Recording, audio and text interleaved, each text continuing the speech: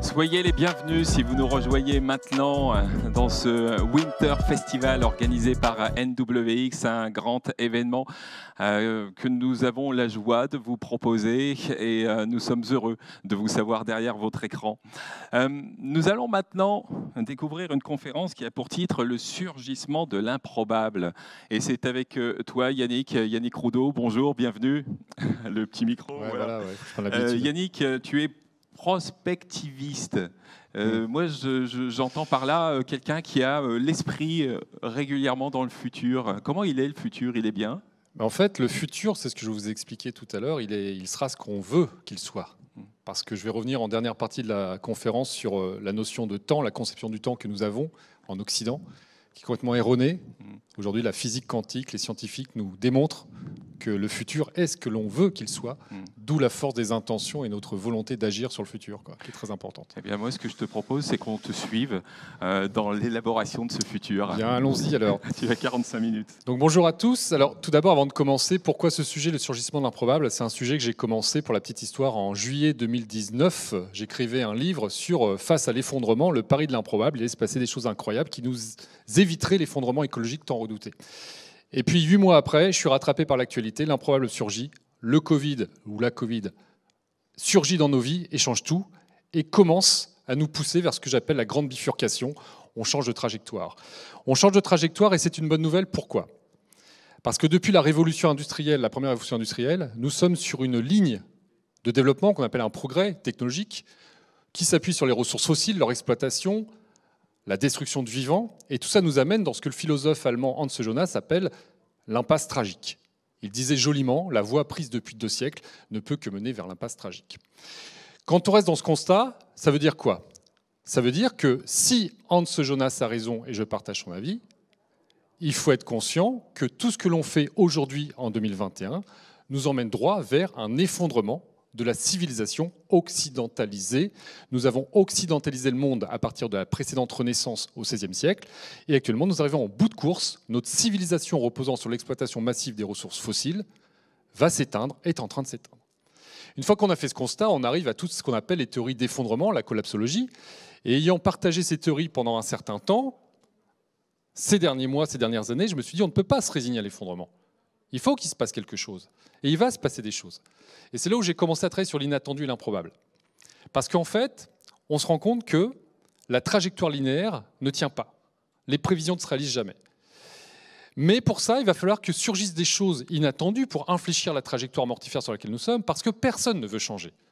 Rappelez-vous qu'à Madrid, en octobre 2019, s'est tenue la COP25. Qu'est-ce qui a été annoncé à l'issue de la COP25? Les États ne feront rien pour le climat. Personne ne fera rien. Pourquoi? Parce que c'est trop cher, parce qu'il y a des considérations à court terme qui nous empêchent de changer de modèle économique, et parce que le premier qui bouge se met en distorsion concurrentielle par rapport à des gens qui n'ont strictement rien à faire des critères environnementaux. Donc on ne fera rien. C'était un message envoyé aux jeunes générations, démerdez-vous, nous les vieux, on ne fera rien. Il faut le dire crûment, c'est la réalité. Donc une trajectoire linéaire dont personne ne veut changer, et pourtant, régulièrement, on apprend que les glaces fondent beaucoup plus vite que prévu, que la température mondiale est de plus en plus chaude. Entre 1850 et 2020, on est passé d'une planète avec des températures constantes et raisonnables à une planète qui est en surchauffe. Et ce n'est pas fini, puisque personne ne veut s'arrêter de consommer, de se déplacer, de jeter, d'exploiter le vivant. Une fois qu'on a fait ce constat, eh bien, la conclusion est évidente. La trajectoire linéaire sur laquelle l'humanité s'est engagée depuis 1850 nous emmène droit vers ce que Banksy a résumé par un excellent dessin que vous connaissez sûrement, nos futurs. Nos futurs pour les enfants de cette planète. Voilà où on en est en 2021. Ça, c'est la trajectoire linéaire. Ce qui m'amène, et ce qui m'a amené, parce que je suis quelqu'un qui ne se résigne jamais, qui jusqu'à la fin croit qu'il y a toujours une petite lumière qui va nous sortir de cette ornière, à me poser des questions sur qu'est-ce qui s'est vraiment passé dans l'histoire de l'humanité. Eh bien, quand on regarde l'histoire de l'humanité récente, celle sur laquelle on a des écrits, ce que l'on a vécu ces dernières décennies, on se rend compte que l'inattendu surgit régulièrement. J'aime beaucoup cette phrase d'Edgar Morin, qui est mon maître à penser. On a beau savoir que tout ce qui s'est passé d'important dans l'histoire et dans notre vie était totalement inattendu, nous continuons à agir comme si rien d'inattendu n'allait désormais arriver. Et quand vous posez la question à des dirigeants d'entreprise, et c'était le cas dans l'aéronautique, je rencontre beaucoup de gens dans l'année, et notamment dans tous les secteurs industriels, dont l'aéronautique, je me rappelle de cette rencontre il y a quelques années avant le Covid, où on me disait « Non mais Yannick, l'aéronautique, on a 20 ans de visibilité ». Airbus annonçait en janvier 2019 que la flotte mondiale allait doubler d'ici 2038. Et quand, en tant que poil à gratter, je leur disais « Mais vous êtes bien sûr de ça? Vous êtes bien sûr que ça va doubler? Vous en êtes certain ?» Ils disaient « Mais c'est une évidence, Yannick. Regarde les courbes, regarde le marché, regarde la demande. Tous les paramètres plaident pour un doublement du marché aéronautique. » Et arrive la pandémie. Donc ça veut dire quoi? Que rien ne nous arrêtera dans notre course mortifère, hormis le surgissement d'un événement inattendu qui nous oblige à changer de trajectoire. Et c'est exactement ce qui s'est passé en mars 2020 en France, ça a commencé bien avant en Chine bien sûr. Le surgissement de quelque chose qui n'était pas imaginable, pas pensable, est arrivé. On était nombreux parmi ceux qui essayent de réfléchir à ce qui va se passer à parler d'une possible pandémie, parce qu'avec la mondialisation des échanges, avec la circulation des individus sur cette planète, avec les conditions d'élevage industriel qui sont catastrophiques, avec la déforestation de la biodiversité des forêts tropicales, des zoonoses, des virus issus du monde sauvage, allaient passer du monde animal au monde humain. C'était une évidence. La question, c'était quand, comment, et à chaque fois, on n'y croit pas finalement. On lance ça comme une bouteille à la mer. Vous verrez, il y aura sûrement des pandémies dans le XXIe siècle. Mais personne n'y croit. Parce qu'on vient vite au quotidien, je prends ma voiture, je travaille, je consomme, je jette, et puis je prends du plaisir, et tout va bien se passer. Et ma vie, c'est ça sur les 30 prochaines années. Sauf que ça ne se passe pas comme ça. Et donc là, on a eu la démonstration depuis un peu plus d'un an qu'il faut faire preuve d'une grande flexibilité, d'une grande souplesse, et qu'il faut s'ouvrir à l'incertitude. S'ouvrir à l'incertitude, c'est compliqué, c'est très déstabilisant, parce qu'on ne sait pas ce qui va arriver. Par contre, on sait ce qu'on peut faire. On sait qui on est, quelles sont nos forces, nos faiblesses et comment on peut réagir. Mais l'incertitude, on ne la maîtrise pas. Il faut l'accepter, il faut la traverser. Et donc, il faut tirer des leçons de cet événement. Et au bout d'un an, qu'est-ce que l'on peut tirer comme leçon? Je vous renvoie à Carl Gustav Jung, le psychanalyste du XXe siècle, qui explique que les crises, les bouleversements et les maladies ne surgissent pas par hasard. Ils nous servent d'indicateur pour rectifier une trajectoire, explorer de nouvelles orientations, expérimenter un autre chemin de vie. 3 étapes. Qu'est-ce qui nous arrive? Indicateur. 2, comment on rectifie la trajectoire mortifère sur laquelle on était et comment on bifurque. 3, ça va nous amener à un autre chemin de vie, ce qu'on appelle une nouvelle civilisation. L'humanité commence, grâce au Covid, entre guillemets, je prends beaucoup de précautions parce que des gens meurent, des gens souffrent, j'en suis bien conscient, l'humanité commence à emprunter un autre chemin, une nouvelle trajectoire, commence à bifurquer, et ça devrait nous amener, dans les prochaines années, les prochaines décennies, à expérimenter une autre vie sur Terre, avec la Terre et pas sans la nature. Voilà où on en est. Alors bien sûr, ça ne va pas être facile, mais quand on voit ce qui est en train de se profiler, il est évident que de toute façon, les projections linéaires d'une économie mondiale qui croît, qui continue à détruire la nature pour se développer économiquement et générer des points de PIB, ça ne tient pas comme scénario. Parce que sur ce dessin extrêmement connu des 4 vagues qui s'enchaînent, qu'est-ce qu'on constate? Que la crise du Covid, c'est une petite crise par rapport à ce qui se profile derrière. Ce qui se profile derrière, c'est quoi? C'est que la crise sanitaire, on nous dit lavez-vous les mains, ça se passera bien, portez vos masques et ça va finir par se terminer. Mais derrière, on a une crise bien plus importante qui est déjà en train de se matérialiser, que vous touchez sûrement du doigt au quotidien les uns les autres, qui est la récession économique. Parce qu'en France, on a la chance d'avoir un État présent, mais aller faire un tour dans d'autres pays où l'État est moins présent, pas très loin, l'Afrique du Nord, où je vais régulièrement, j'ai des amis, ils n'ont plus rien. Il n'y a plus de revenus, il n'y a plus d'activité, il n'y a plus rien. Donc la récession va être grave, ça va entraîner des crises sociales, des crises politiques, qui se manifeste déjà à droite à gauche. Et puis derrière, on a une crise qu'il faut gérer en toile de fond, ce qui est la crise climatique. Et puis une autre crise qui génère la crise climatique, qui est la crise de la biodiversité, celle qui nourrit l'humanité, qui fait qu'on respire, qu'on boit, qu'on mange. Et si on ne comprend pas que nous rentrons dans un tunnel de crise et qu'il faut embrasser toutes ces crises ensemble, de manière complexe et non de manière disjointe, séparément en silos, on ne résoudra pas le problème. On a l'occasion, enfin, de construire un autre monde, de construire une autre société, une nouvelle civilisation qui va prendre en compte l'ensemble des enjeux. Quels sont les emplois à court terme qui vont permettre aux gens de vivre décemment, lesquels emplois répondent à la crise écologique, climatique, de la biodiversité, et donc on évite la récession économique. C'est ça la réflexion aujourd'hui que nous devons avoir. Comment le numérique, vous l'avez dit en introduction, peut devenir propre, soutenable, socialement responsable, pour qu'on ait un réseau Internet tenable dans les 20 prochaines années. Car je ne vais pas vous faire un cours sur la pollution numérique. D'autres le feront peut-être sûrement après moi dans la journée. Mais c'est une catastrophe, le numérique. Nos déchets finissent au Ghana, triés par des gamins de 11 ans qui meurent à 15 ans, intoxiqués par tous les métaux lourds qui traînent dans nos téléphones, dans nos ordinateurs. Sans parler des serveurs qui polluent énormément, même si des gains sont faits depuis quelques années. On a ces enjeux à régler rapidement. Et c'est l'affaire de tous. Et donc, cette crise nous a dit que nous étions pris en flagrant délit de non-résilience. Notre civilisation va changer par la force des choses, je vous le disais, parce que de toute façon, nous ne sommes pas prêts à faire face aux chocs qui se profilent.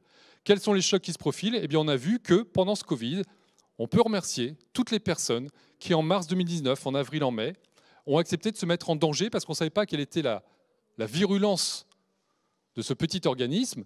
Ils ont accepté de continuer à transporter la nourriture, de faire fonctionner des centrales thermiques, nucléaires, de nous fournir de l'énergie. Aujourd'hui, on se rend compte que notre civilisation occidentalisée en flux tendu extrêmement efficace n'est pas résiliente face à un choc pandémique. Pourquoi?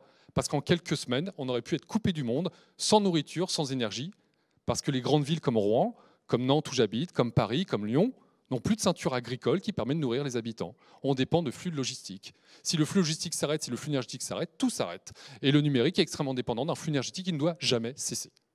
Ça, ce n'est pas de la résilience. La résilience, c'est l'autonomie. C'est la capacité à vivre en autonomie, de faire face à des chocs, de les absorber, parce qu'il y aura des chocs, il y en a toujours eu. Sauf que nous sommes d'une grande fragilité. Et même la transition écologique dont on parle beaucoup, à base de lithium, d'hydrogène, de piles, de combustible, ce n'est pas résilient, parce qu'elle dépend d'une matière première, de plusieurs matières premières, le cobalt, le nickel, le lithium, le théodime, etc., qui ne sont pas en quantité suffisante et qui ne sont même pas disponibles sur le territoire européen pour la plupart. Donc on est encore dans une impasse. Et puis certains vont même jusqu'à vous dire, et c'est là qu'on voit que c'est difficile de changer de trajectoire, parce que tout le monde s'accroche, personne ne veut changer de monde, certains vous disent, plus vous roulez dans ma voiture, vous connaîtrez la marque, plus vous nettoyez l'air ambiant. Parce que cette voiture est totalement électrique ou à hydrogène. Ça ne tient pas, c'est du mensonge. Il va falloir vivre autrement, consommer autrement et arrêter d'être dans un déni de nature qui nous mène vers l'impasse tragique. Donc il faut changer de trajectoire, vous l'avez compris, et on changera par la force des choses parce qu'il y a une certitude que j'ai, et c'est peut-être la seule de la journée, parce que je ne sais pas ce qui va arriver, c'est que si on ne change pas, l'accélérateur de changement, ça sera le krach financier dû aux conséquences écologique sur l'économie et la finance mondiale, ce qu'on appelle le signe vert. Le signe noir, c'était la crise des subprimes qui se baladait, personne ne voulait la voir. Le signe vert, c'est les conséquences économiques de la crise écologique qui se profile, que personne ne veut voir, mais ça va coûter très cher à l'économie mondiale. Donc ça finira par nous arrêter. Et je vous rappelle que Henri Decastre, l'ancien président directeur d'AXA, qui n'est pas un écologiste du tout, disait, il y a 3 ans avant la crise sanitaire, un monde à plus 2 degrés pourra encore être assurable, un monde à plus 4 degrés ne le serait certainement pas. Donc on arrive à un moment crucial dans l'histoire de l'humanité, et cette crise arrive à un bon moment finalement. Pourquoi?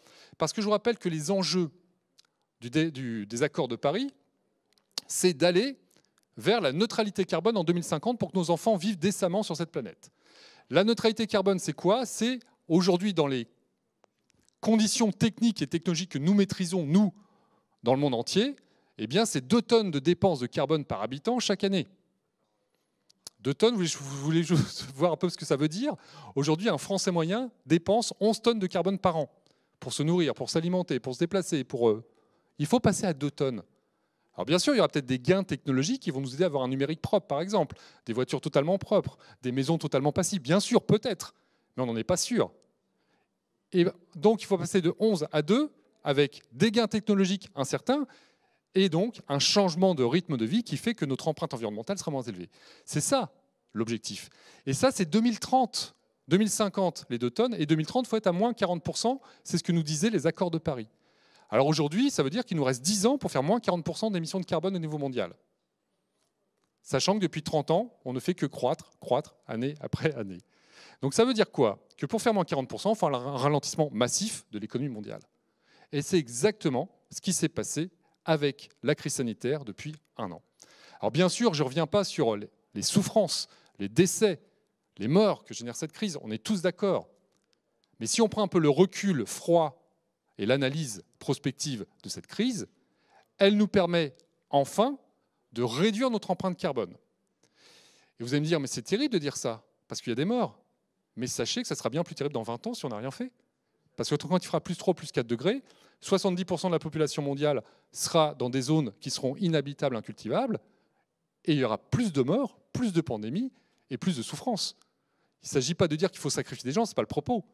C'est qu'à court terme, il faut réduire nos émissions. Et la crise a permis de mettre un frein ponctuel, éphémère. On devrait faire moins 7% d'émissions de carbone sur 2020. On fera sûrement plus en 2021, mais ça veut dire quoi? Ça veut dire que c'est possible. On peut vivre autrement. On peut réduire nos émissions de carbone. Et est-ce qu'on est si malheureux depuis un an? Bien sûr, on a moins de liberté, on a moins de disponibilité. C'est très dur, certains souffrent, certains sont en logement réduit, c'est très difficile pour eux. Mais si on fait un effort de solidarité, qu'on réfléchit un peu, qu'on s'organise autrement, on peut vivre en bougeant moins, en prenant moins l'avion, en jetant moins, en consommant moins. Et une fois les libertés retrouvées et un peu de solidarité intergénération et inter-individu, bah finalement ça le fait. Il n'y a rien de dramatique dans tout ça. Encore une fois, il faut redistribuer les richesses. J'insiste bien sur le fait qu'il ne s'agit pas que certains soient enfermés dans une tour d'ivoire. Et cette crise, elle nous invite donc à la non-fatalité. Il n'y a pas de certitude à l'impasse tragique. Il n'y a pas de certitude à ce que la nature s'effondre et que la planète Terre ne soit plus vivable. Et pourquoi elle nous invite à la non-fatalité? Parce qu'on a vu qu'on pouvait faire autrement ces derniers mois. Et on a vu aussi que des choses, des idées qui étaient gravées dans le marbre, qui n'étaient pas négociables, volent en éclats. Les critères de Maastricht. Vous avez entendu parler des critères de Maastricht depuis un an? Moi, je suis sorti de l'école de commerce EM Normandie, qui n'est pas très loin, il y a une trentaine d'années maintenant. Et pendant 29 ans, on m'a parlé des critères de Maastricht. Et pendant 29 ans, ces sacrés saints critères n'étaient pas négociables. En 2 traits de crayon, en mars 2020, on les a effacés. Tout a changé. Ça veut dire que tout peut changer, si on le veut, si on le désire. Et c'est là où je reviens à l'intention et la volonté. Tout peut changer. Rappelez-vous, Madrid 2019, je vous l'ai dit tout à l'heure, il n'y a pas d'argent pour sauver le climat. Mars 2020, les États du G20 prévoient d'investir 5 000 milliards de dollars pour relancer l'économie mondiale. Février 2021, Joe Biden lance un plan de 2 000 milliards de dollars pour relancer l'économie américaine.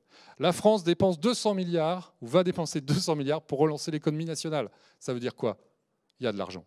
Il y a trop d'argent dans la finance mondiale. Pourquoi on ne change pas de trajectoire? Parce que nous ne voulons pas changer de trajectoire, parce qu'une poignée d'individus ne veut pas changer de trajectoire. Elle est là la question. Quelle est notre intention? Que voulons-nous? Parce que l'argent, il existe. On va le créer.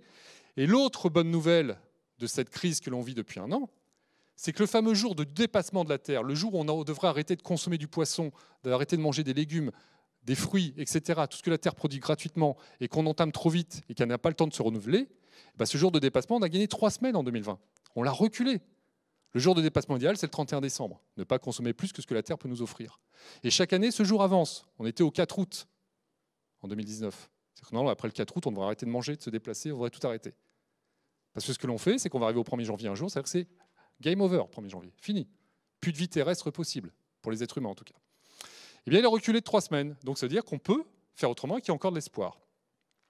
Et puis on a vu pendant cette crise que des géants comme Exxon ou autres pétroliers qui ne voulaient pas changer de business model ont été obligés de courber les chines, de s'interroger, de commencer à bifurquer, parce qu'il y a eu cette crise pétrolière l'année dernière.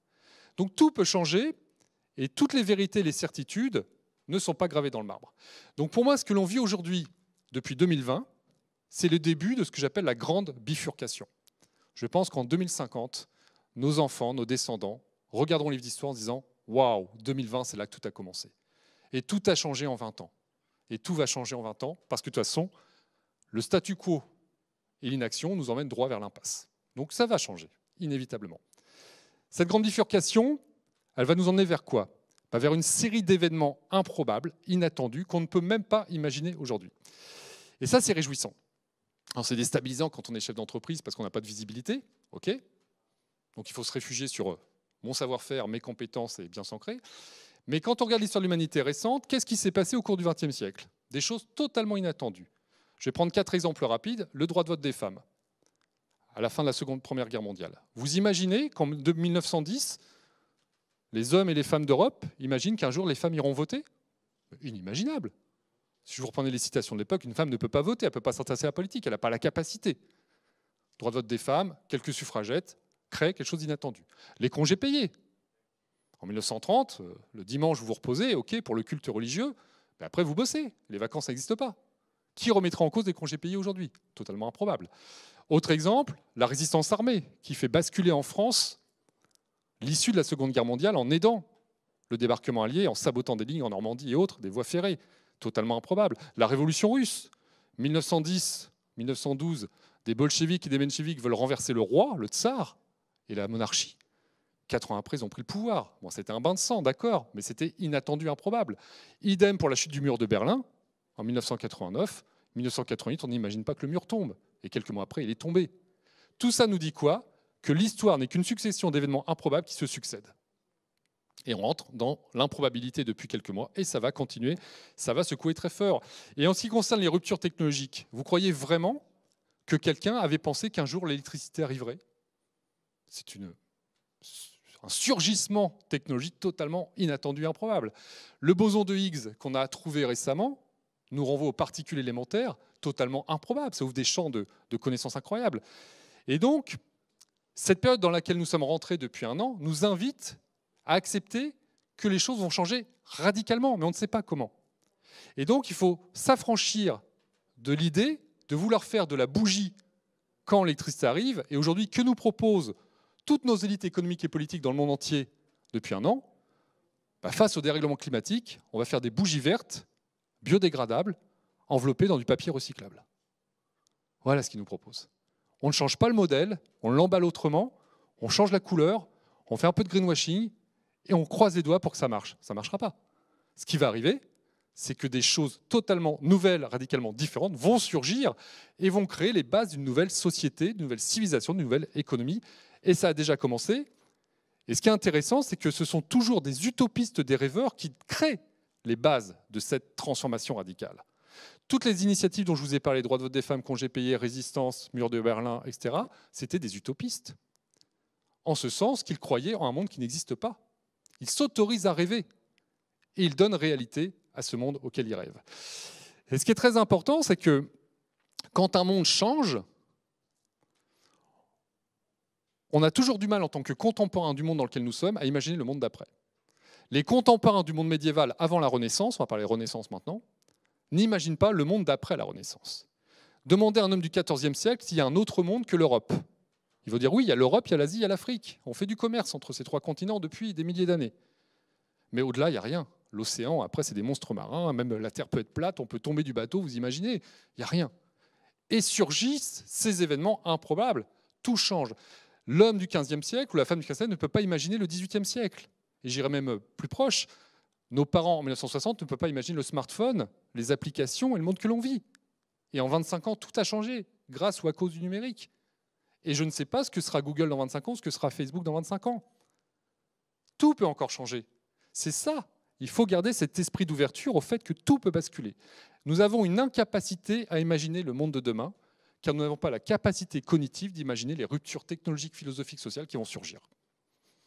Donc, je vous dis en toute humilité, je fais de la prospective, mais je ne sais pas ce qui va se passer. Parce que je n'ai pas de boule de cristal, parce que je n'ai pas la capacité d'imaginer ce que vous allez inventer, ce que nous allons inventer, ou ce qui va surgir, que personne n'invente, qui peut être une éruption solaire, une éruption volcanique, un raz-de-marée, ou alors un truc extrêmement positif, une découverte qui fait que l'humanité change. Donc ce que l'on vit actuellement, que j'appelle la grande bifurcation, c'est comparable à la Renaissance, ni plus ni moins. La Renaissance fut une grande bifurcation dans l'histoire de l'humanité. Rappelez-vous que, avant la Renaissance, qui contrôle l'Europe et le monde connu? Venise. Après la Renaissance, le Royaume d'Espagne, l'Angleterre, la France, etc., font la conquête du monde qu'on va appeler la colonisation des Amériques, de l'Afrique, de l'Australie, etc. Tout a changé, le rapport économique, les rapports de pouvoir, l'organisation sociale, tout a changé en l'espace de quelques siècles. Et pourquoi ça a changé? Parce que 2 événements inattendus ont surgi au XVIe siècle. Le premier événement, c'est la découverte d'un monde que personne n'imaginait, qu'on appelait les Amériques. Ça a tout changé dans l'histoire de l'humanité. Ce qui fait qu'on est là aujourd'hui, c'est parce qu'on a découvert les Amériques il y a 5 siècles. Et il y a un deuxième événement improbable et inattendu qui a surgi au XVIe siècle, c'est la fin du géocentrisme. Rappelez-vous que les êtres humains pensaient que la Terre était immobile au centre de l'univers depuis 2000 ans, depuis que Aristote avait planté la Terre au centre de l'univers. Et arrivent des Copernic, des Giordano Bruno, des Galilée qui nous disent « on s'est planté les gars, elle n'est pas immobile, cette planète elle tourne, et en plus tout tourne ». Bon, c'était difficile pour eux, hein. Ils ont eu du mal à se faire entendre. Mais ils nous ont ouvert une autre conception du monde, une autre vision du monde. Et ça veut dire quoi? Que 2 événements inattendus qui changent notre vision géographique du monde changent l'histoire de l'humanité. Eh bien, je prends le pari que cette grande bifurcation, on va avoir des découvertes, des accès à une connaissance sur le monde, sur l'univers, sur notre pouvoir individuel à gérer le futur, à influencer le futur, qu'on ne maîtrise pas aujourd'hui et qu'on n'imagine pas aujourd'hui. On va changer de conception du monde et ça a déjà commencé.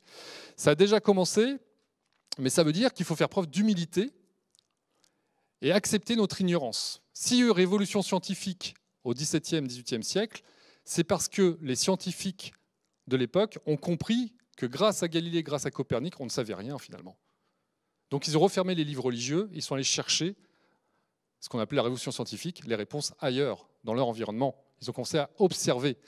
Eh bien aujourd'hui, il faut qu'on sorte de nos croyances scientifiques, technologiques, techniques, et qu'on s'autorise à imaginer, à aller chercher des choses qu'on ne maîtrise pas, dans le biomimétisme, dans le monde de l'invisible, dans la matière noire. Je vous rappelle que la matière noire, c'est 98% de l'univers. Personne ne sait ce que c'est.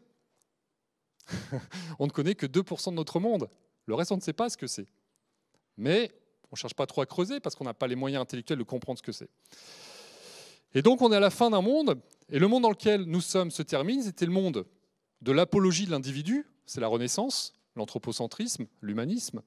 L'apologie du matérialisme, c'est en train de s'effondrer tranquillement. Et l'apologie de la rationalité. Tout doit se démontrer et doit être rationnel. Qu'est-ce qui est en train de percer, d'émerger aujourd'hui? Un monde où l'individu laisse la place à plus de coopératifs, le groupe se redéveloppe. Le matérialisme laisse la place progressivement à la frugalité, moins de matériel, plus de partage. 3, la rationalité de la Renaissance laisse la place progressivement à la spiritualité, l'acceptation que des choses nous échappent. Et c'est ce dont je vais vous parler après. Et donc, il faut accepter aujourd'hui que tout ce qui est prévisible, tout ce qui est rationnel, se réalise rarement. Trouvez-moi dans l'histoire de l'humanité des choses qui ont été prévues 5 ans avant, qui se sont réalisées après. J'en connais très peu. Je n'ai même pas d'idée qui me vient à l'esprit. Ça n'arrive quasiment jamais. Ce qui se réalise, c'est l'imprévisible, le surgissement de l'improbable. Et aujourd'hui, cet improbable, c'est quoi? C'est un monde dont on commence à parler, un monde de relocalisation, et je mets un W à localisation, de la lenteur et du local, de l'autonomie. Un monde de frugalité, de sobriété commence à prendre place, commence à naître. C'est un autre futur, ce n'est pas le futur de la course à la conquête de Mars ou la course au transhumanisme. C'est l'antithèse du transhumanisme, c'est l'hyperhumanisme. On se relocalise. Un monde qui prend forme parce qu'il y a toute une jeunesse qui est en train de dire « Hé les gars, le monde dans lequel vous nous emmenez, les quadras, les quinquas, les sexagénaires, c'est l'effondrement. Et nous, on n'en veut pas de votre monde. Les boomers, là, vous n'avez rien compris. Donc nous, on ne veut plus de la télé au milieu du salon, on ne veut plus des grands voyages au bout du monde et de la carrière professionnelle, on veut vivre. Et on veut que nos enfants vivent dans les prochaines années. Un monde où des étudiants nous disent de plus en plus « Votre modèle économique, on n'en veut plus. On n'ira plus travailler pour le CAC 40 parce que ça n'a pas de sens. C'est destructeur, c'est mortifère et c'est que du greenwashing. » On va travailler dans des PME qui agissent pour changer le monde, ce que j'appelle des entreprises contributives, qui sont sincères et qui ne font pas de la rentabilité l'objectif, mais la seule nécessité, la seule contrainte, mais ce n'est plus un objectif.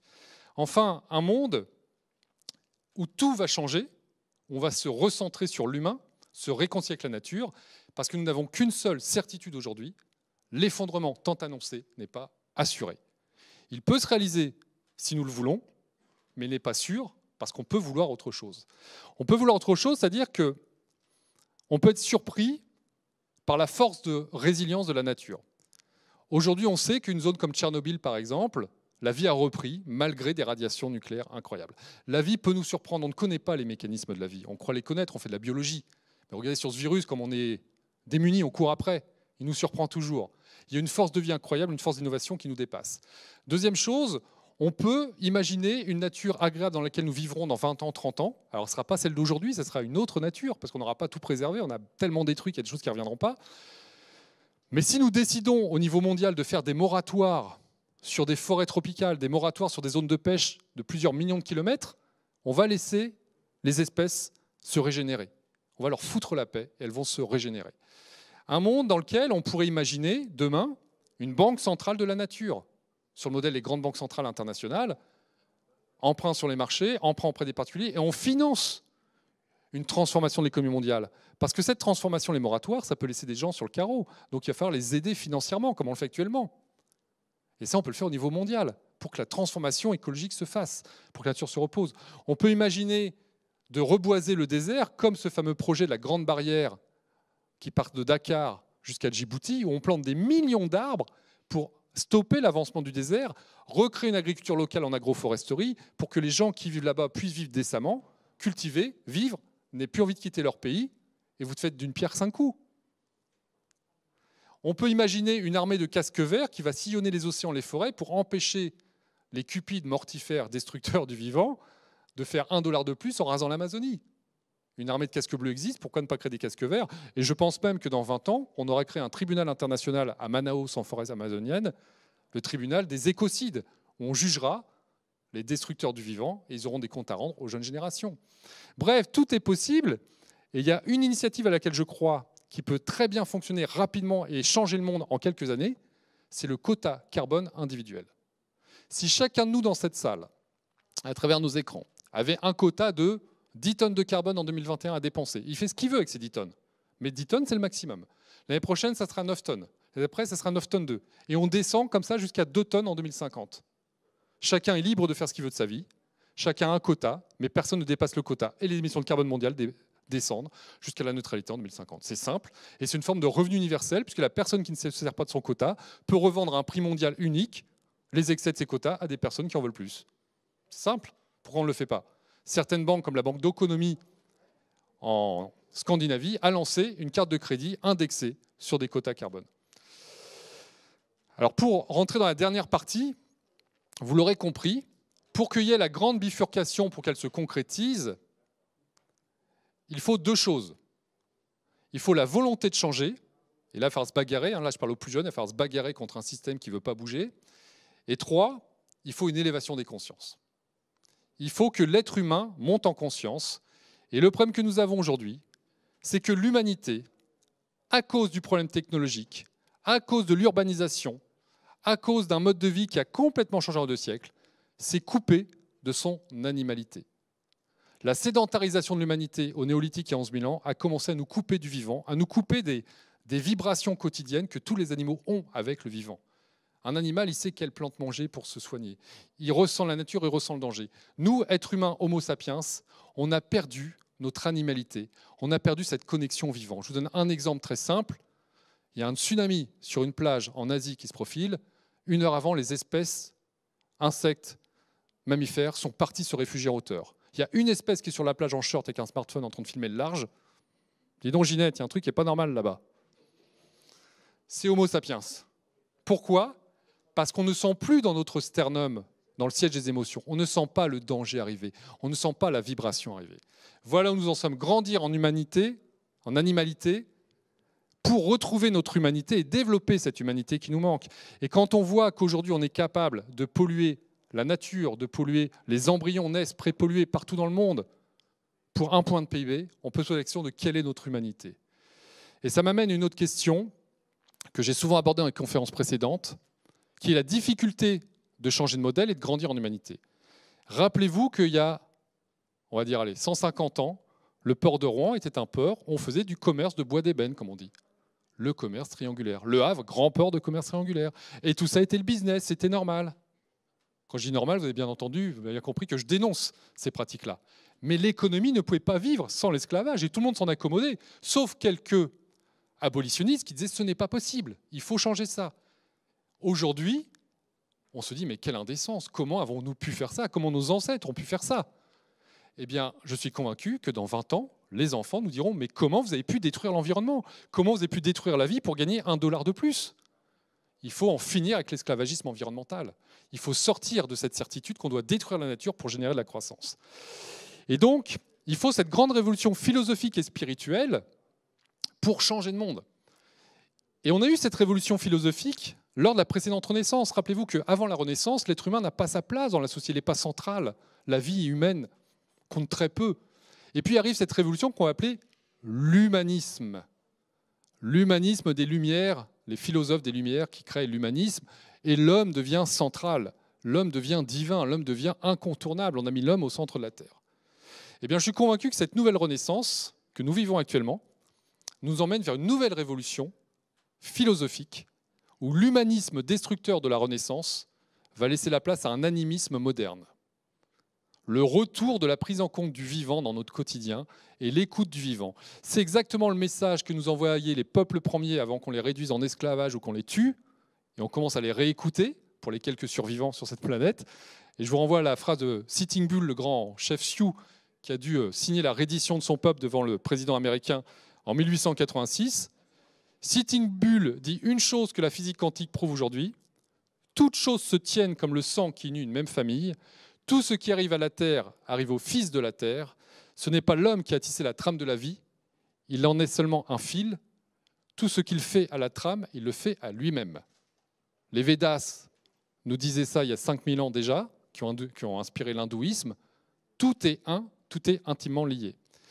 Et l'erreur tragique que nous avons commis, Homo sapiens occidentalis, on va dire, ces 5 derniers siècles, c'est ce que Philippe Descola, qui écrit beaucoup sur l'animisme, appelle le grand partage. Nous avons coupé l'humain de la nature, nous avons coupé l'humain de la vie. Et ça, c'est le drame de l'humanité.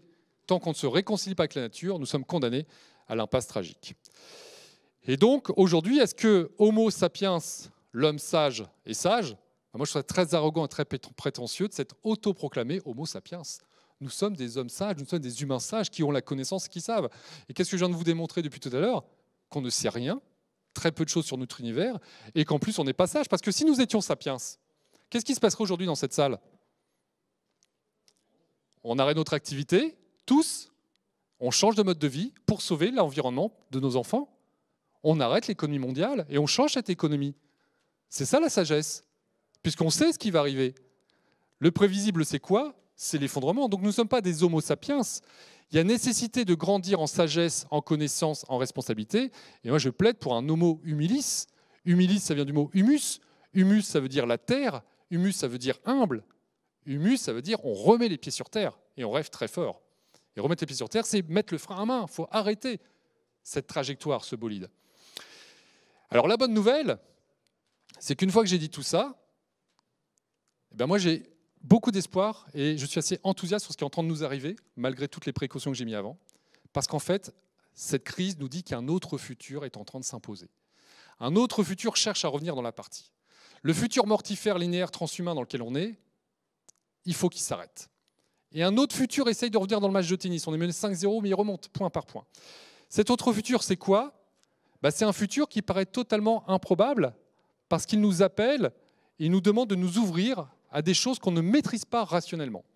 Et j'aime beaucoup cette phrase du Rabbi Nahum de Breslau qui nous dit « Ne demande jamais ton chemin à quelqu'un qui le connaît, tu pourrais ne pas t'égarer ». Donc je vous propose d'emprunter un chemin, Carl Gustav Jung, le 3e niveau, un nouveau chemin de vie, qui est celui de la recherche scientifique aujourd'hui sur le temps, sur le futur et sur les espaces-temps. Que nous dit la science aujourd'hui ? Quand je parle de science, je parle des plus grands physiciens au monde, les Carlo Rovelli, Philippe Guillemont qui est au CNRS, des Nietzsche, des Einstein, des Schrödinger, tous ces gens qui ont travaillé depuis un siècle sur la physique quantique et qui vous disent aujourd'hui, il y a une certitude. La représentation du temps que les Occidentaux ont est fausse. Le temps n'est pas linéaire. Le temps est relatif. Et j'irai même plus loin. Nous pensons le temps comme un cadre absolu, quelque chose qui se constitue pas à pas, alors qu'en fait, comme le dit Carlo Rovelli, qui est physicien de renommée mondiale, le temps n'existe pas tel que les Occidentaux le pensent. Ça veut dire quoi ? Accrochez-vous, c'est un peu technique. J'essaie de faire simple.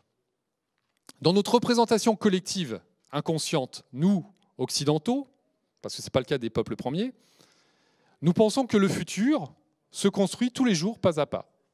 ce qu'on appelle la causalité. Moi, Yannick, je marche sur une grande route, qui est la route de ma vie, et puis dès que je paie un pied devant l'autre, il y a un pointillé blanc qui se dessine. Et puis ce pointillé crée une ligne que je regarde. Derrière moi, c'est la ligne du passé. Et puis je vois des pointillés qui peuvent m'emmener vers un futur probable, celui auquel j'aspire. Et donc, tout ce que je fais dans le présent détermine le futur. C'est la vision occidentale du monde. Et ça, ce n'est pas négociable. Vous êtes d'accord? Sauf que, aujourd'hui, les physiciens, les astronomes, des gens qui travaillent sur ces questions d'espace-temps nous disent « c'est faux, le temps n'est pas linéaire ». Le futur n'existe pas parce que le présent détermine le futur. Le futur est déjà déployé quand je suis dans le présent, et le présent influe le futur sans que je me rende compte, et le présent influe le futur influe le présent, ce qu'on appelle la double causalité, interaction permanente entre le futur et le présent et le passé. C'est-à-dire, pour faire simple, qu'au moment où je vous parle, il y a plein de futurs qui sont déjà déployés quelque part dans ce qu'on appelle le multivers quantique. C'est une gelée informe dans une dimension qu'on ne connaît pas, qu'on ne maîtrise pas, qu'on ne voit pas. On n'a pas la capacité visuelle de le voir ou de le sentir. Et donc, tous les futurs possibles que l'humanité peut emprunter existent déjà à l'état d'embryon, de vibration, on appelle ça. Et puis, l'intention d'une poignée d'individus, leur envie, excite un de ces scénarios qui va petit à petit se densifier, comme une gelée qui prend forme. Donc, il n'y a pas de déterminisme, il y a un libre arbitre. Chacun peut décider de ce qui va se passer. Et plus on alimente ce futur, cette gelée, plus cette gelée vient dans le présent et se réalise. Ça veut dire quoi? Que nous avons une influence plus forte que nous pensons sur le temps et sur les événements qui vont surgir. Sauf que cette influence, nous ne sommes pas conscients. Mais si on suit la théorie quantique qu'on appelle la théorie de l'univers bloc, eh bien, on accepte que notre futur est déjà réalisé, mais il est malléable, il est multiple. 2, qu'il n'y a pas de déterminisme parce que je peux le changer à tout moment, je peux refuser d'emprunter la voie qui m'amène, qui m'attire. 3, mon intention, mon envie profonde, ma volonté peut donner vie à ce futur. C'est un sacré pouvoir. 4, ce futur, une fois qu'il est excité, il m'envoie des informations. Et donc, il m'amène à influencer mes décisions, ce qu'on appelle l'intuition. Je ressens qu'il faut que je fasse ça. 5, pour saisir ces signes d'un autre futur qui me parviennent au quotidien dans ma vie, il faut que je sois attentif. Il faut que j'arrête d'avoir l'œil sur mon smartphone toute la journée. Eh oui, il faut regarder autour de soi, il faut écouter son corps et se poser et se dire, est-ce que j'ai vraiment envie de développer cette start-up? Est-ce que c'est vraiment mon avenir? Est-ce que c'est ce dont je veux profondément? Et si vous le sentez vibrer en vous en disant, oui, c'est ça, il faut foncer. Si votre corps vous dit, non, tu n'as pas vraiment envie de ça, mais il faut le faire parce que il y a de l'argent à gagner. Il ne faut pas y aller. C'est que ce n'est pas votre futur idéal, c'est un mauvais futur. Donc là, vous n'êtes pas sur la bonne voie. Et donc, vous n'avez pas écouté vos intuitions, vous n'avez pas écouté les signaux.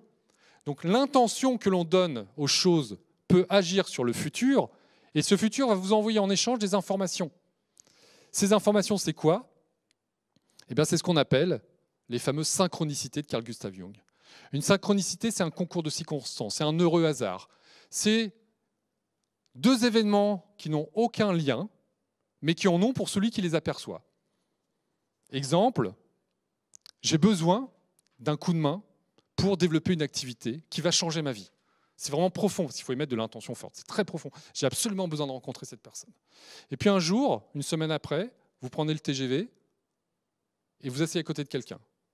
Et c'est la personne qui fait que vous rencontriez, ou il connaît la personne qui fait que vous rencontriez. Et là, vous dites, mais quel bol, mais quelle chance, quel hasard. Et bien, ce que nous disent les physiciens aujourd'hui, ou ce que disait Carl Gustav Jung, il n'y a pas de hasard. C'est parce que vous avez eu cette intention sincère, profonde, et qu'il y avait un amour fort dans cette intention, que ce futur a commencé à se densifier et qu'une information vous est arrivée.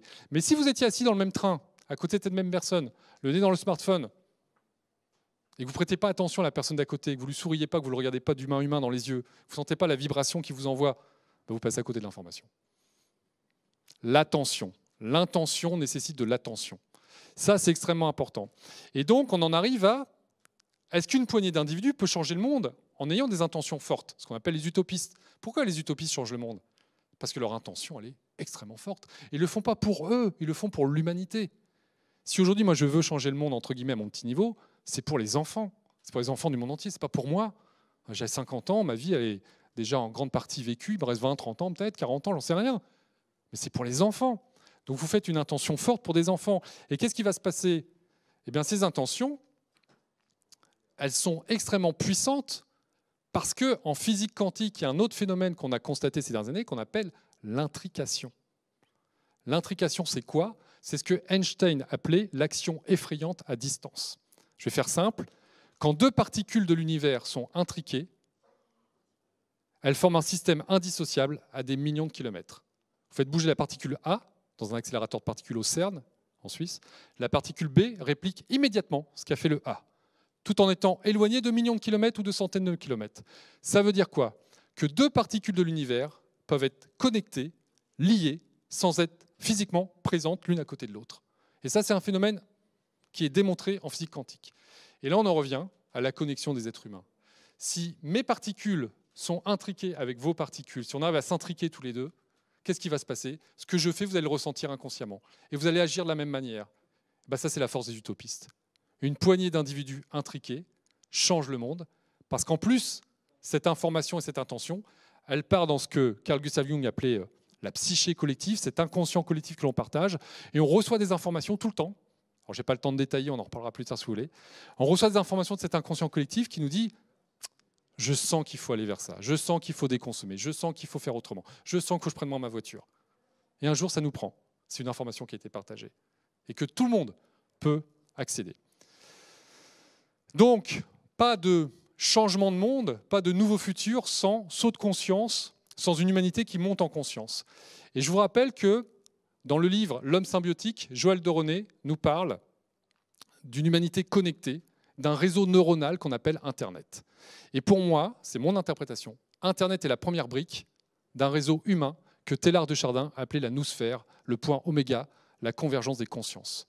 L'humanité connectée par la conscience, par l'intrication naturelle, mais il fallait pour ça une brique qu'on appelait le numérique, comme ça à se connecter physiquement. Et je terminerai sur deux mots. Tout ce que je vous raconte en dernière partie vous paraît sûrement très improbable, inattendu, voire complètement farfelu. Je vous renvoie à faites le pari du probable. C'est quoi le probable?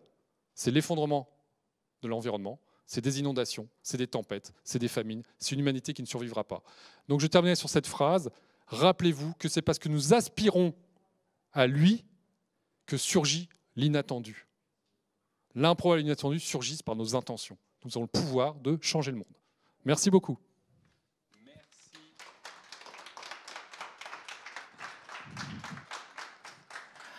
Merci beaucoup Yannick Roudot pour cette conférence très très riche dans laquelle il y a énormément de choses qui ont été dites. Alors si vous avez envie d'interagir, n'hésitez pas, c'est le moment maintenant de nous envoyer vos questions, les questions que vous souhaitez poser à Yannick Roudot, puisque nous allons rentrer dans un moment de questions-réponses. J'attire votre attention sur le fait aussi que lorsque vous souhaitez participer à un événement de cette journée, il suffit de cliquer dessus et ensuite de demander à voir la vidéo et là vous pourrez y participer. Bien, maintenant nous allons rentrer dans ce moment de questions-réponses avec toi Yannick. Il y a déjà des questions qui sont arrivées, notamment Daniel qui nous dit « Quid du risque d'inflation et des bulles générées par l'afflux massif de capitaux injectés dans l'économie? N'est-ce pas aussi un facteur de déstabilisation ?» Tout à fait, c'est-à-dire que alors moi je suis un peu le Cassandre du krach financier depuis 10 ans, je dis toujours, mais ça finira par arriver, comme tout le monde, j'aurai raison à la fin. Et on se dirait, il l'avait vu, oui, mais au bout de 10 ans, c'est normal. C'est que la finance mondiale est devenue tellement alimentée, c'est une sphère alimentée par des liquidités incroyables qu'on est sur un volcan qui peut exploser à n'importe quand. D'ailleurs, là, on peut constater qu'elle est complètement déconnectée de l'économie réelle, puisque ça monte encore. Alors que Wall Street monte, non pas parce que l'économie américaine repart, mais parce que le flux de liquidité est là. Les banques centrales créent de l'argent, l'argent se retrouve sur les marchés financiers. On dit que le plan Biden va se retrouver essentiellement dans les marchés et pas tellement dans les poches des individus et des entreprises. Donc, ça veut dire qu'on va encore alimenter la bulle spéculative. Et une bulle, on le sait tous, c'est du bon sens paysan. À un moment, il y a une aiguille qui crève la bulle. Donc, on peut avoir un krach financier mondial incroyable qui sera une déflagration. Et là, il y aura changement, bifurcation. Mais ce sera pire que le Covid. Parce que là, tout s'arrête. Première chose. Deuxième chose, est-ce que cet argent va générer de l'inflation qui va générer la ruine des épargnants? J'en sais rien. J'en sais rien. Là-dessus, les économistes sont très partagés. Certains disent risque inflationniste, il y a trop de liquidités dans le marché et l'argent ne vaudra plus rien un jour, c'est possible. Et d'autres vous disent pour qu'il y ait inflation, il faut qu'il y ait une forte demande. Mais il n'y a pas de forte demande aujourd'hui. Il y a une déconsommation et une épargne. Donc je ne sais pas si on a une inflation forte à 6-7% dans 10 ans dans le monde et en Europe, ça ne peut pas être exclu. Il y a une chose qui m'inquiète, je ne vais pas parler trop de finance, j'ai un passé de financier mais je vais arrêter, c'est que les taux sont négatifs. Et ce que j'ai appris en finance, c'est que quand quelque chose part de zéro, il ne fait que monter. Il ne peut pas rester négatif très longtemps. Quand une action est au plus haut, elle finit par tomber. Donc effectivement, la hausse des taux, elle est probable. Et ça aura des conséquences graves sur l'économie. Ça fait un moment qu'on l'annonce quand même. Donc on rentre dans une zone inconnue. Mais on ne peut pas avoir de certitude. Mais par contre, être très vigilant, oui. Alors, quand on t'écoute, Yannick, des fois, on est un peu inquiet quand même sur le futur qui nous attend, parce que le futur proche, parce que tu dis qu'il va y avoir des choses sympas dans un futur un petit peu plus lointain, mais ça peut aussi inquiéter de se dire, tiens, notre économie va exploser, qu'est-ce qui va se passer entre-temps ? Alors, c'est pas sûr, on n'est pas sûr que tout s'effondre brutalement. En fait, l'effondrement est une théorie, moi j'ai beaucoup fait des collapsos dans les années 2010. L'effondrement, c'est une projection linéaire du présent. C'est que si rien ne change économiquement, écologiquement, on va vers un effondrement. Donc ça, c'est du copier-coller. Et les collapsologues ont raison. Si rien ne change, on s'effondre. Maintenant, j'en reviens à mon propos, mais l'inattendu va surgir. L'inattendu, ça veut dire que ça peut être plus grave que ce que l'on pense. Mais ça peut être aussi bien meilleur que ce que l'on pense. Et donc, on rentre dans ce que j'appelle une période clair-obscur. La Renaissance, c'est clair-obscur. C'est-à-dire que si on n'accepte pas que la vie humaine, c'est à la fois des choses négatives et positives toute la journée. C'est que ça la vie. Et nos vies, c'est ça. On n'a pas que des bonnes nouvelles d'année en année. Il y a des moments très durs dans la vie. Eh bien, on rentre dans cette humanité. On est dans la ville en ce moment. On vit des moments très durs, économiquement, socialement. Certaines personnes souffrent énormément. C'est terrible et c'est notre responsabilité de les limiter au maximum. Mais on ne peut pas en faire l'économie. C'est un rêve de dire que tout le monde va bien aller extérieurement. Et en même temps, on va vivre des choses joyeuses. C'est-à-dire que le contre-coup de ce que l'on vit aujourd'hui, la privation de liberté, c'est une humanité qui est en train de se ressouder aussi. Il y a des clivages et en même temps, il y a des... C'est-à-dire que moi, je suis sorti complètement de la vision linéaire et dogmatique de certains médias qui vous disent oui, les gens ne se parlent plus, les gens ne se regardent plus, les gens ne s'aiment plus. C'est pas vrai. Pendant la première crise du mois de mars, dans mon quartier, il y a un truc qui a été fait, qui a été très simple. Il n'y avait plus beaucoup d'accès à la nourriture, c'était compliqué d'aller faire ses courses. J'ai pris un coup de téléphone, j'ai appelé 4-5 producteurs. Ils sont venus dans mon garage, on a fait un marché. Ça a créé une chaîne de solidarité avec une centaine de personnes. Tout le monde était heureux, c'est facile, et moi le premier. Il y avait de l'humanité. Voilà. Donc on rentre dans ce clair-obscur, et ce clair-obscur, pour le traverser sereinement, il faut accepter l'obscurité et tenir une lumière à la main, et traverser ces obscurités. La lucidité, c'est fendre l'obscurité, c'est pas se résigner au pire.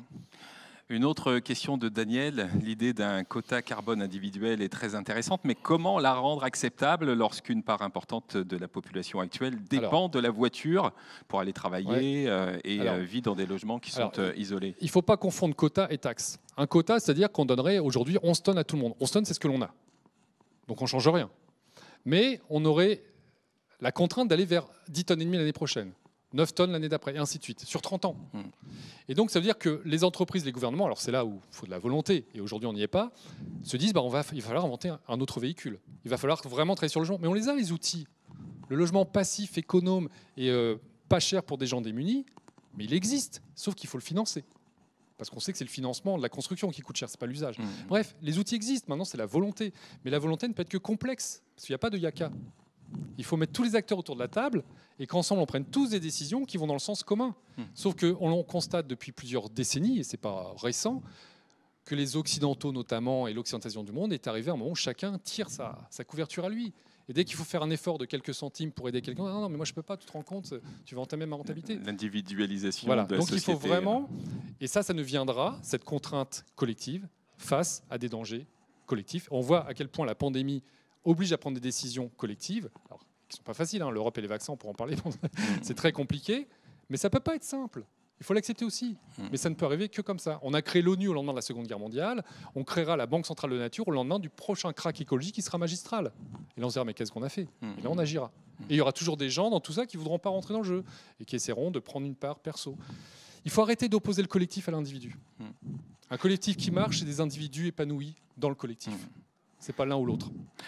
Merci de continuer à poser vos questions, comme Anne vient de le faire également. Alors, je vais te poser la question qu'Anne nous a envoyée. Quel est le réseau social idéal pour favoriser la synchronicité dont tu viens de parler ? Les synchronicités, ça ne passe pas par le numérique, ça passe par, on va dire, une forme de spiritualité. Il faut que chacun développe sa spiritualité. Ça peut être le yoga, la méditation, ça peut être juste s'arrêter dans la journée, regarder un arbre. Alors, justement, cette spiritualité dans des pays moi, je suis issu de la Guadeloupe. Ouais. On connaît très bien. Ouais. Dans plein de pays d'Asie, d'Afrique, on connaît très bien. En Occident, cette spiritualité, on s'en est un petit peu détaché, notamment, enfin, je ne sais pas si c'est grâce ou à cause de Descartes. Oui. Hein, Oui. on veut être Oui. cartésien. Et comment on associe le côté cartésien, est-ce que ça s'oppose finalement, le côté cartésien et la spiritualité? On en vient à la fameuse complexité, la non-opposition des contraires. Je vous rappelle qu'en philosophie asiatique, yin et yang, c'est indissociable. Il n'y a pas le yin ou le yang, les deux sont indissociables. Quelqu'un d'équilibré, c'est quelqu'un qui se lève de mauvaise humeur, ce qui peut être mon cas le matin à 5 heures quand je prends un train.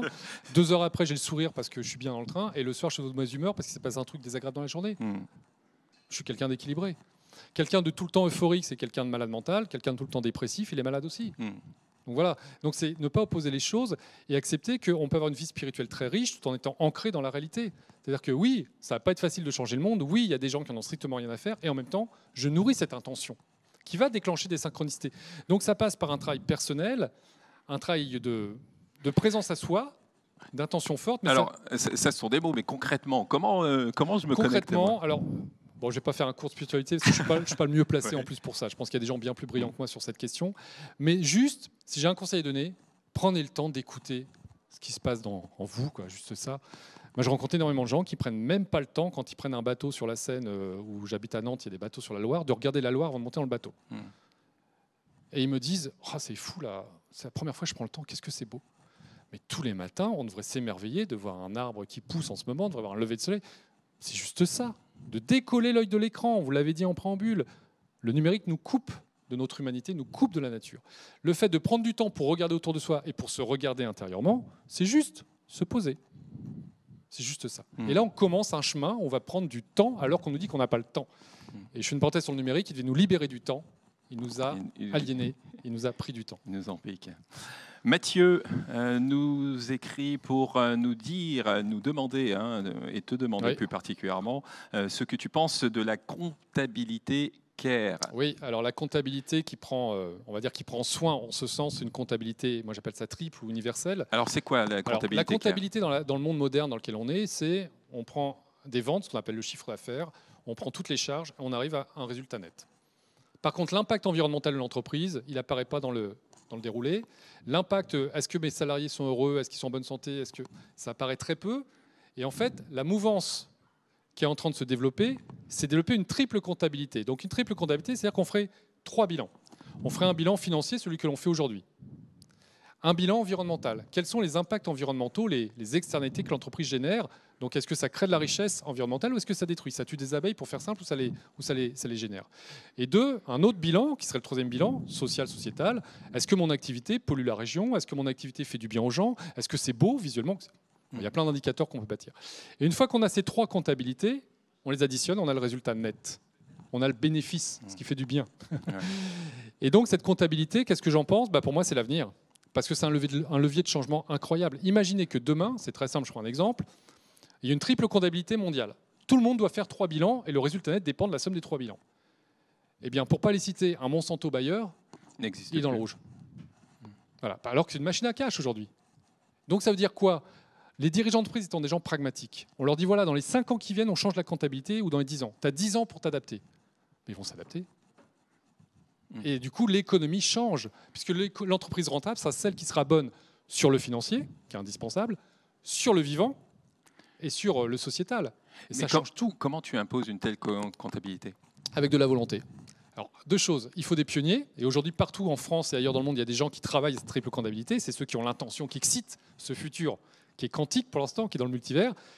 Et puis, une fois qu'ils sont assez nombreux, comme par hasard, arrive une crise financière, on se dit mais on a fait n'importe quoi.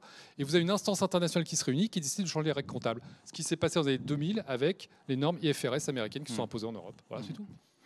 Une autre question de Mathieu. Que penses-tu des projections de World 3 du rapport Meadow? Oui, alors là, je pense qu'il fait référence au Club de Rome et au rapport qui avait été publié en 1974 de mémoire, le fameux Les limites de la croissance. Denis Meadows avait raison sur ce qui allait se produire. Enfin, son équipe du MIT avait raison sur ce qui allait se produire. La croissance ne peut pas être infinie dans un monde fini.